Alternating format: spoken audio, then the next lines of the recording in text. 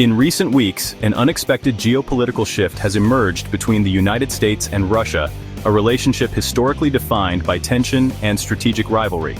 Former President Donald Trump's long-standing admiration for Russian President Vladimir Putin is well documented, but recent developments, particularly in the context of the Ukraine conflict, suggest a more pragmatic alignment between Washington and Moscow may be taking shape.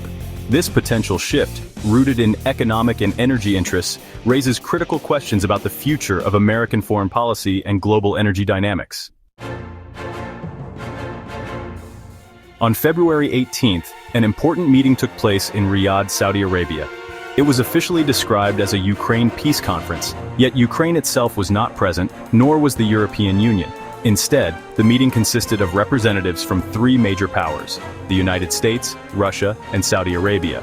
Coincidentally, the world's three largest oil producers. The significance of this gathering cannot be overstated.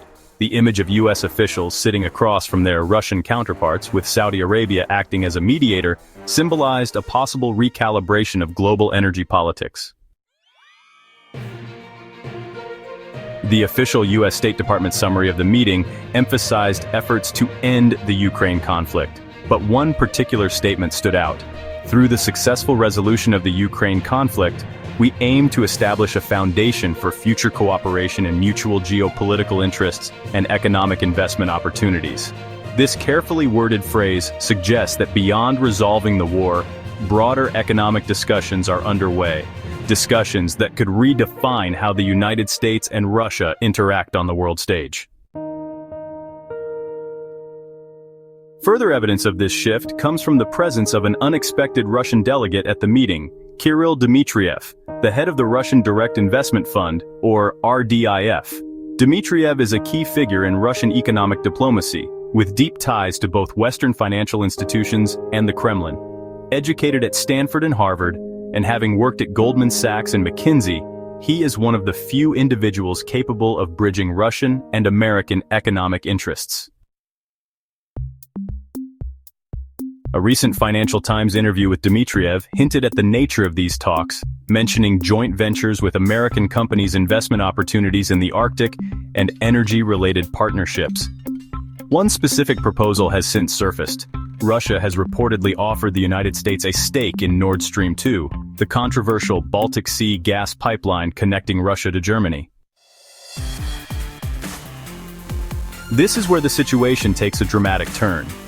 Nord Stream 2 was effectively abandoned following the war in Ukraine, with sections of the pipeline even being damaged in a 2023 sabotage operation. However, recent reports indicate that Russian negotiators suggested the U.S. could take partial ownership of the pipeline or acquire shares in the Swiss-based company that operates it. The implications of such a deal are profound. It would mean that once the Ukraine war ends, Russian gas could once again flow into Europe, not through Ukraine, but via a pipeline partially controlled by American interests. This would allow Russia to maintain its dominant role in European energy supplies while giving American investors a share of the profits. Such an arrangement would mark a significant shift in U.S. foreign policy. For decades, Washington has sought to weaken Moscow's grip over European energy. The Biden administration, along with the European Union, has championed a move away from Russian fossil fuels, investing heavily in liquefied natural gas infrastructure to replace pipeline gas from Russia.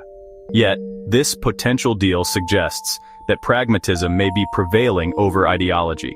If the U.S. government or private American companies were to take control of Nord Stream 2, it would effectively place the United States in a gatekeeper role, controlling the flow of Russian energy into Europe. This raises several questions. Would European nations, particularly Germany, accept a return to Russian gas if it came through American hands? Could such an arrangement be positioned as a diplomatic victory, one in which Washington, not Moscow, ultimately dictates terms? Or would it be seen as a betrayal of Ukraine and a reversal of years of Western efforts to diversify Europe's energy supply? Adding another layer to this development is the broader economic context. Germany's industrial sector has suffered greatly from high energy costs, with businesses struggling to compete under current conditions. There is mounting pressure within Germany to find a cheaper and more stable energy supply. This pressure could create an opening for Washington and Moscow to craft a deal that benefits both sides. Russia regains its European customer base, while the US secures long-term economic leverage over the continent's energy needs. From an American perspective, the potential advantages are clear.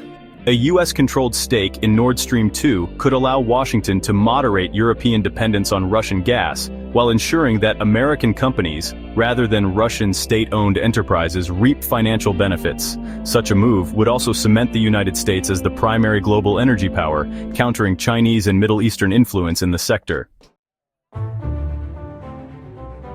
Still, there are significant risks. Any agreement with Russia on energy would face fierce opposition in Congress, particularly from lawmakers who have consistently supported Ukraine and pushed for stringent sanctions on Moscow.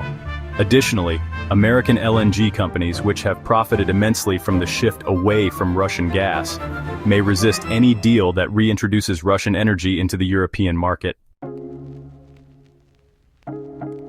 Ultimately, this situation underscores a fundamental reality of international politics.